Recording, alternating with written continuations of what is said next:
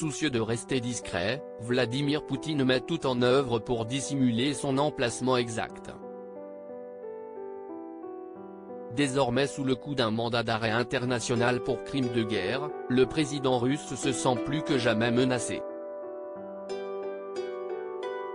Alors que de nombreux médias et citoyens russes se posent des questions sur la santé du chef d'État mentionnant un potentiel cancer, d'autres évoquent l'utilisation d'un sosie lors de son déplacement à Marioupol en Ukraine, le samedi 18 mars. L'ancien capitaine au sein du service de la garde fédérale, FSO, Gleb Karakulov, a notamment expliqué les différents dispositifs de sécurité mis en place pour le chef de l'État. Des propos confirmés par Franck Décloquement, expert en intelligence stratégique et Jean de Glignasti, ex-ambassadeur de France à Moscou, dans les colonnes du Parisien. Jean de Glignasti révèle que Vladimir Poutine est en fait très peu présent au Kremlin. Si lors de ses passages télévisés on retrouve le décor de son bureau, il ne s'agirait en fait que d'un artifice mis en place dans tous les lieux où le président russe se trouve. Selon l'ancien ambassadeur de France et l'ancien capitaine de la FSO, Vladimir Poutine séjourne la plupart du temps dans sa datcha de Novo-Ogaryovo, une résidence de luxe, située à 25 km du Kremlin, protégée par un mur de 6 mètres de hauteur et plus de 50 000 agents triés sur le volet par sa garde rapprochée.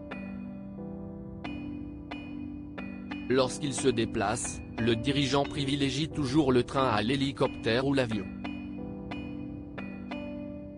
Par crainte des tirs de missiles ou de roquettes, Vladimir Poutine utilise un train blindé et dispose de gares particulières pour ses arrêts. Supérieur à Vladimir Poutine à 70 ans, retour sur son évolution physique en images test anti-Covid, quarantaine et goûteur. Vladimir Poutine a aussi tout prévu concernant ses communications. En effet, pour se protéger, le dirigeant russe n'utilise ni téléphone, ni Internet. Il est informé de la situation dans le pays et dans le monde par ses conseillers. Lors des visites des chefs d'État, le président a également un protocole à respecter. Outre la table d'une longueur de 4 mètres qui l'éloigne de ses convives, il impose des tests anti-Covid à ses visiteurs et les employés des usines qu'il visite doivent être en quarantaine avant son arrivée. Vladimir Poutine fait également appel à des goûteurs pour sa nourriture et fait tester ses habits par ses hommes de main afin d'être sûr de ne pas être empoisonné. La sécurité du président russe passe par les moindres détails de sa vie. Article écrit en collaboration avec 6 médias. Crédit photo, Itartas.